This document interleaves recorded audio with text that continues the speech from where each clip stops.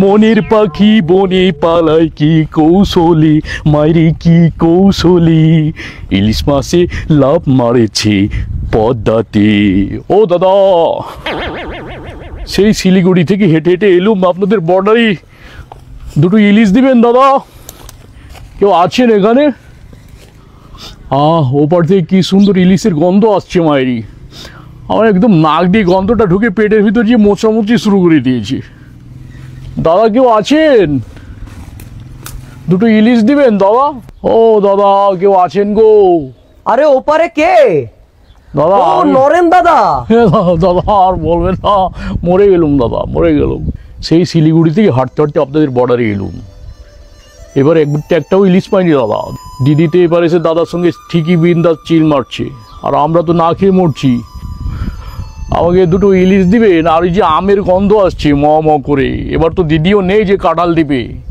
আমার ছোট ছেলের বিয়ের নিমন্ত্রণ করেছি আত্মীয়দেরকে, এখন একটা ইলিশ খাওয়াবো, সেই ইলিশ বাজার ভরে খুঁজে পেলাম না। তাই এলাম দাদা, দুটো ইলিশ যদি ভিক্ষা দিতেন। আর ম ম করে এই যে পাকা আমের ঘ্রাণ আসছে, কাঁঠাল তো সামনে আসছে, তাই এলাম একটু খোঁজ খবর নিতে দাদা।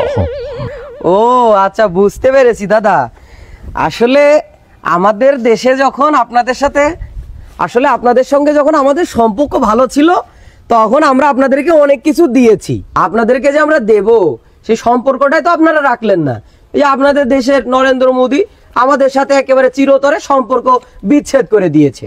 হ্যাঁ, তার জিনিস কিন্তু সে ঠিকই পেয়ে গিয়েছে। আমাদের দেশ থেকে পালিয়ে গেছে, সে কিন্তু ঠিকই কবজা করে রেখে দিয়েছে। সম্পর্ক একেবারে চিরতরে আমাদের সাথে শেষ করে, আবার এই যে আপনাদের দেশের চ্যানেল আছে যে কি রিপাবলিক বাংলা, লাফালাফি ঝাপাঝাপি করে ময়ূক রঞ্জন, সে আমাদের ভিতরে, এই ভারত বাংলাদেশের জনগণের ভিতরে একটা বিভ্রান্তি সৃষ্টি করে, একটা দাঙ্গা লাগিয়ে এভাবে চুপ করে বসে আছে। আপনাদের সাথে তো আমাদের কোনো কালেই সম্পর্ক খারাপ নয়। ভারত তো আমাদের শত্রু না, আপনারা আমাদের শত্রু না। শত্রুতা লাগিয়েছে তৃতীয় পক্ষরা। এখন আমরা কিভাবে আপনাদেরকে ইলিশ দেবো বলুন দাদা? কাঁঠাল দিয়েছি, আমের সময় হাড়ি ভাঙা আম দিয়েছি, আর আমাদের পদ্মার ইলিশ তো আপনাদের বিভিন্ন অনুষ্ঠানে, পূজার সময় তো আমরা দিয়েছি মন মন টোন টোন। কিন্তু আপনারা তো সম্পর্কটাই নষ্ট করে দিলেন, সম্পর্ক তো রাখলেনই না। তো এখন আমরা কিভাবে আপনাদেরকে ইলিশ আম দেবো বলুন দাদা? কি আর বলবো দাদা, সালা মোদি তোর গোষ্ঠী। এই চুপ করুন। না, বলতে যাচ্ছি যে মোদি তোর গোষ্ঠী থেকে কেউ আম টাম খায় না নাকি, এটাই বলতে চেয়েছিলেন। ও আচ্ছা, আমি এবার উল্টোটা বুঝে ফেলছিলাম তো। এখন উল্টো সিধে বুঝে কি হবে বলুন দাদা? এটা তো রাজনৈতিক ব্যাপার, তারা তাদের মতো রাজনীতি করে বেরাক। আমি প্রতিবেশী হিসেবে আসলাম আপনার কাছে, আমাকে যদি দুটো ইলিশ আর দুটো আম আর কাঁঠালের সময় কয়েকটা কাঁঠাল দিন, তাহলেই আমি খুশি দাদা। আপনাদের সঙ্গে আমাদের একটা ভালো সম্পর্ক থাকলো। সমস্যা নেই দাদা, আপনাদেরকে আমরা মন প্রান্তে ভালোবাসি প্রথম থেকে। আপনাদের সাথে আমাদের কোনো দ্বন্দ্ব নেই। কিন্তু আপনারা মাঝে মাঝে বর্ডারে এসে আমাদের বিজিবির সাথে মাঝে মাঝে একটু ঝামেলা করছেন, এই বিভিন্ন জায়গায় দেখা যাচ্ছে। তারপরেও কিন্তু আমরা চুপচাপ আছি, কারণ আপনাদেরকে আমরা প্রতিবেশী দেশ হিসেবে, বন্ধু দেশ হিসেবে ভালোবাসি, মহব্বত করি।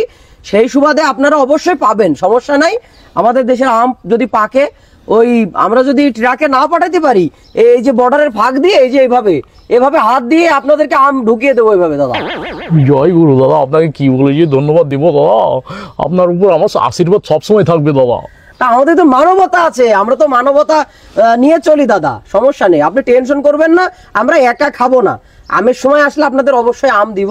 ইলিশের সময় যখন ইলিশ বেশি ধরা পড়বে, অবশ্যই আপনাদেরকে ওই ট্রাকে না দিতে পারলেও বর্ডারের ফাঁক দিয়ে এভাবে চেলে দিব, এবার চেলে দিব।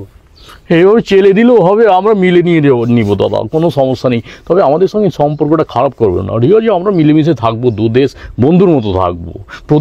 প্রতিবেশী কি যেভাবে একটা আপন হয়ে থাকে না, আমরা ওইভাবে আপন হয়ে থাকবো দাদা।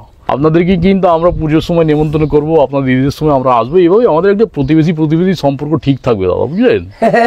আরে আমরা তো সারা জীবন এটাই চেয়েছি যে আপনাদের সাথে আমাদের কোনোদিন যেন দ্বন্দ্ব না হোক। আমরা প্রতিবেশী দেশ, মিলেমিশে থাকবো। আপনাদের অনুষ্ঠানে আমরা সহযোগিতা করব। আপনারা আমাদের ঈদে দাওয়াত দিব, আপনারা আসবেন। ঈদুল ফিতরে আসবেন, ঈদুল আজহায় তো আমরা গরু জবাই করি, আপনারা জানেন, কুরবানি করি। তো এই কুরবানির সময় একেবারে টাটকা গরুর গোশত রান্না করে আপনাদেরকে খেতে দিব। গোমাংস খেতে বলবেন না দাদা, জয় গুরু। আমার গোমাংস লাগবে না, আপনার নিমন্ত্রণ লাগবে না। আমাকে শুধু ইলিশ দিলে হবে, আমাকে শুধু ইলিশ দিলেই হবে দাদা। আসি দাদা। না শুনেন, ইলিশ আর ওই আম খেতে হলে অবশ্যই গরু গোশত খেতে হবে। গোমাংস খাবো না দাদা, আমার লাগবে না, ইলিশ লাগবে না, ঠিক থাকবে না। ও দাদা শুনুন না।